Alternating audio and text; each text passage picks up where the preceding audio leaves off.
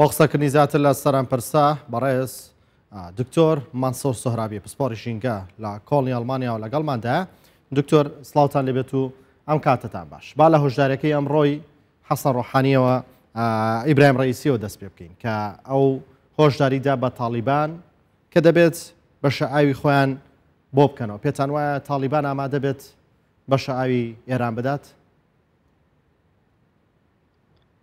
سڵاو ڕێز لە ئێوە لە بینەرانی خۆشەویست.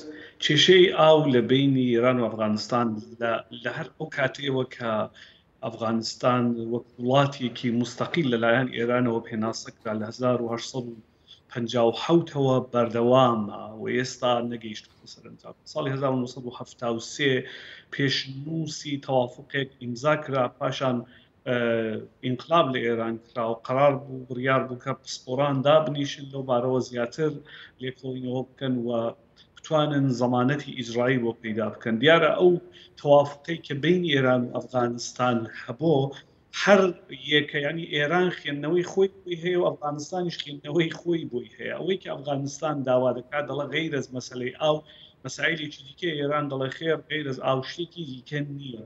کەواتە ئەو توافقنامەیە زیاتر لە 50 ساڵ ئیجرایی نەبوو.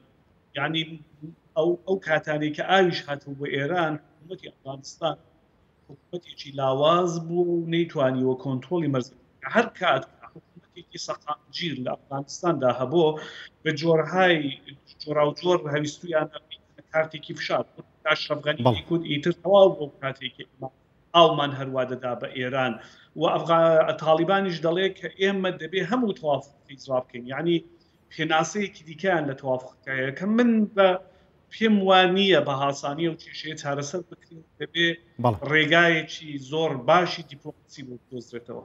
بەڵێ وەکۆزانین قەیرانی ئاو قەیرانێکی سەرتاسەریە لە دنیادا. ئاوی ڕووباری هێرمەند بەشیەوە ئاکات کە بەشی ئەفغانستان و ئێرانیش بکات؟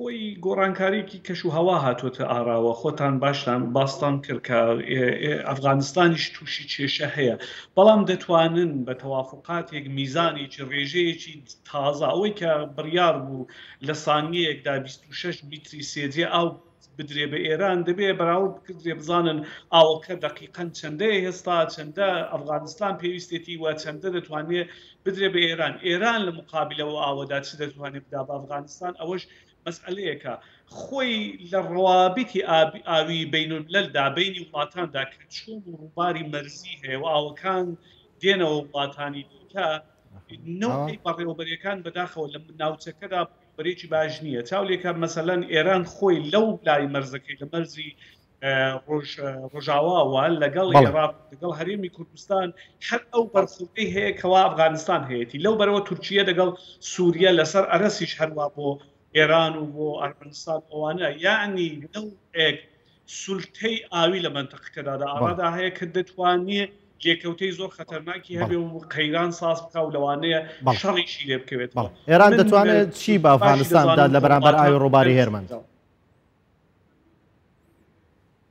ئێران دەتوانێت لە بەرق ئەفغانستان داوای بەرق دەکات، دەتوانێت مەسلەی تجارەت و مەسلەی بەڕسمیناسینێکی اقتصادی و سیاسی تاالبانی هەبێ. ینی تاالبان خۆتان دەزان ڕژیمێک نییە کە زۆر لە ناو دنیادا ناسرااو بێ و ڕژیمێکە کێشە و قەیرانی خۆی هەیە. ئێران دەتوانێت ئەو قەیرانانەی کە لەسەر ئەفغانستانە بۆ خۆی وەک کارتێک ئیسفادەی لێ بکا بۆ ئەوەی کە بتوانێت ئاوەکەی وەربگرێ. یعنی دەتوان تەوافق بکەن. من پێم وایە دەکرێت تەوافقی تازە، ناکرێت بە تەوافقی 50 ساڵەوەی پێشەوە کە گۆڕانی ئەو هەوا، ینی کەش و هەوا گۆڕانی بەسەرداهات و حەشیمەت چۆتە سەرێ، کشت و کاڵ فەرقی کردووە بتهەوێ ئەوەی ئیزرایی بکەوە. دەبێ حتمەن تەوافقێکی تازە بینی ئەفغانستان و ئێران واژۆ بکردێ. بەڵێ دکتۆر، ئەگەر سەریکی ئێران بکەین، ئەویش هەمان شێوە مامەڵە لەگەڵ هەرێمی کوردستان ئاکات. ئاویزەی بچووک و سیروانی لە هەرێمی کوردستان گرتوتەوە. ئەو دوو پرسە چەند لە یەک دەچن و دەبێ هەرێمی کوردستان چۆن مامەڵە لەگەڵ ئێران کا بۆ ئەم پرسە؟ دەزانی کێشەکەی هەرێمی کوردستان لەگەڵ ئێران ئەوەیە کە خۆی تەوافقنامەیەکی دیاریکراو نییە وەکو ئەو تەوافقنامەیە کە لەگەڵ ئەفغانستان هەیە.